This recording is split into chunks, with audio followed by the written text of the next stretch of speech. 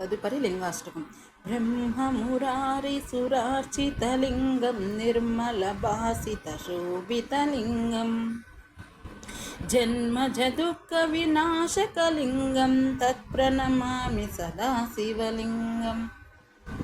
దేవమునిప్రవరార్చితలింగం కామదహన కరుణాకరలింగం రావణదర్పవినాశకలింగం తత్ప్రణమామి సదా శివలింగం. సర్వసుగంధిసులేపితలింగం బుద్ధివివర్ధనకారణలింగం సిద్ధసురాసురవందితలింగం తత్ప్రణమామి సదా శివలింగం. కనకమహామణిభూషితలింగం ఫణిపతివేష్టితశోభితలింగం దక్షసుయజ్ఞవినాశనలింగం తత్ప్రణమామి సదా శివ.